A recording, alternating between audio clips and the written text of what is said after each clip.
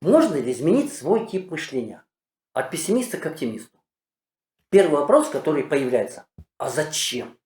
Ни один пессимист не считает себя таковым. Спросите любого, и он будет доказывать, что он-то как раз нормальный, реалист, а оптимистам место в дурдоме. Я считаю, что каждый имеет право на свою точку зрения. Хочешь смотреть на мир хмуро? Пожалуйста. Но знаете ли вы, чем вам это грозит? Почему пессимизм несет угрозу вашему здоровью? Это утверждение звучит непривычно и абсурдно, но дайте мне возможность обосновать свою точку зрения. Я врач и ведущий канала «Аппаратная психотерапия. Аудиокатарсис». 25 лет я занимаюсь проблемой математической модели нервной системы. И на этом канале я знакомлю вас с практическим применением этой модели. Какое поведение человека показывает, что нервная система работает неправильно, что у человека проблемы со здоровьем, телесным или душевным. Давайте сначала поговорим, что вам дает пессимизм. Точнее сказать, что он у вас отнимает. Он мешает вам наслаждаться жизнью. А зачем нужна жизнь, если вы не получаете от нее удовольствия? Он воздвигает преграды перед вашими целями, мечтами и их исполнением. Быть может, препятствие действительно было реальным и непреодолимым, а может быть и нет. Вы никогда об этом не узнаете, пока кто-то другой не достигнет вашей мечты. Среди пессимистов нет успешных людей. Я скажу больше, среди пессимистов нет счастливых людей. Та область вашей жизни, которая вызывает у вас пессимистический настрой, делает вас несчастным и уставшим. Это видео не для оптимистов. Им эта тема не интересна. Этот ролик для тех, кто сам пришел к пониманию, что нужно в своей жизни что-то менять. Для тех, кто хочет вернуть в свою жизнь счастье и энергичность. Та или иная степень пессимизма присуща всем. Мы придумали для этого специальный термин – скепсис. Но суть от этого не меняется. Механизм развития этих явлений одинаков. Здоровый скептицизм, скепсис, пессимизм, душнило, выгорание. Между этими понятиями только количественная разница. Процессы, ведущие к этим состояниям, одни и те же. Вы можете быть оптимистом в одних своих действиях, скептиком в других и конченным пессимистом в третьих. Пессимистами мы обычно называем людей, которые не верят в результат, видят только препятствия в большинстве случаев в своей жизни. Душнилой во всех. Люди, живущие в таком состоянии, не доживают до старости. Они часто болеют серьезными хроническими заболеваниями. Они всегда задумываются о суициде. Поэтому я, как врач, призываю вас избавиться не от пессимизма, а стать здоровым человеком. Само по себе это мировоззрение мне абсолютно безразлично. Давайте теперь поговорим о природе пессимизма. Психологические, философские, религиозные рассуждения на эту тему я считаю полной чушью. Они не хотят разбирать субстрат, причину явления. Они на деле отрицают физическую природу этого феномена. Я практик, и мне нужно увидеть и потрогать, чтобы я поверил в существование чего-либо. Что такое пессимизм? Как он проявляется? Пессимизм – это поиск человеком причин не делать что-либо. Ищутся реальные или выдуманные поводы отказаться от выполнения поставленной задачи. То есть при всем разнообразии причин и видов проявления пессимизма мы видим одну общую черту.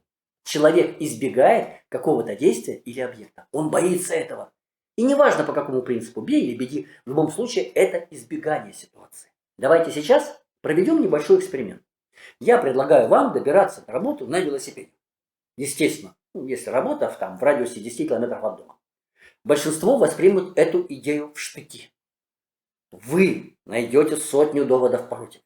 Я буду на каждый из этих доводов приводить другой, обратный. Но это вас не убедит.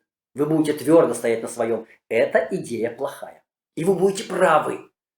Это очень плохая идея для вас. Почему? По нашим нервам не протекают ни оптимизм, ни пессимизм. По нервным волокнам протекает только электрический ток, который принято называть нервными сигналами. А где тогда прячется пессимизм?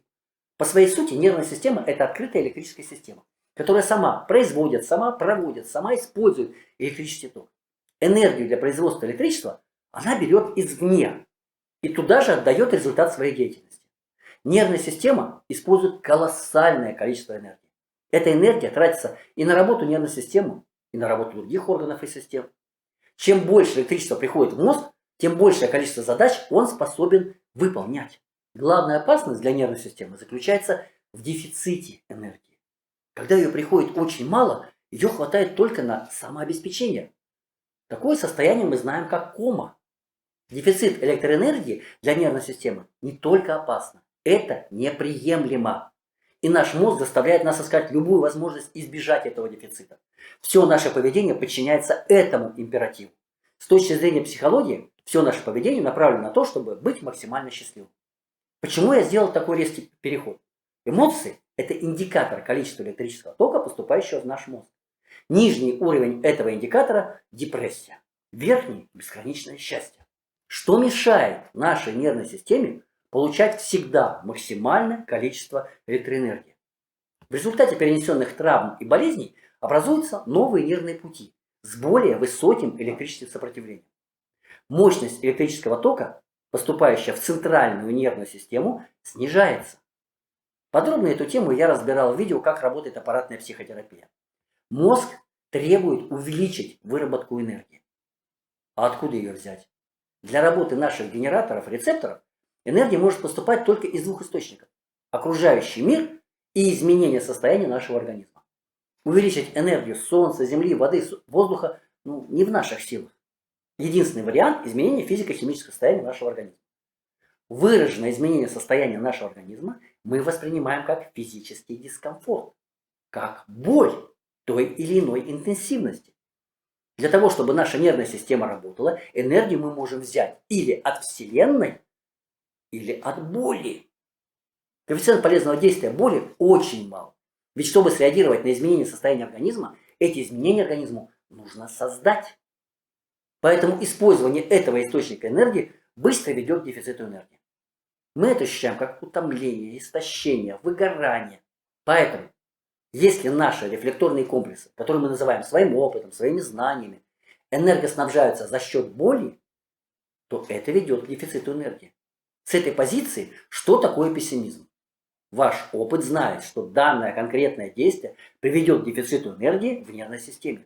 Ваш мозг будет всячески этому сопротивляться, уменьшению притока электроэнергии, увеличению электрического сопротивления. А выражаться это будет в картине поиска проблем и барьеров, которые не дадут решить поставленную задачу. Вам не дадут. Вы эту задачу не решите.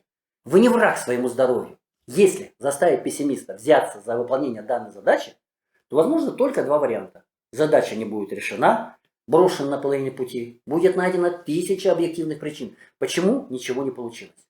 И второй – выгорание пессимиста.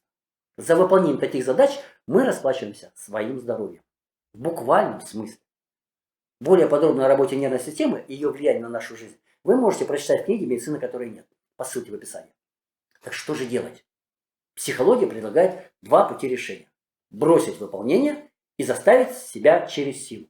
Идти навстречу своему страху. О результатах обоих этих вариантов я рассказал минуту назад.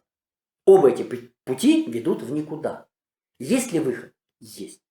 Нужно найти способ уменьшить электрическое сопротивление нервных путей. Это увеличит поток электроэнергии, поступающий в мозг. Боль как источник энергии становится не нужна. Причина пессимизма исчезнет.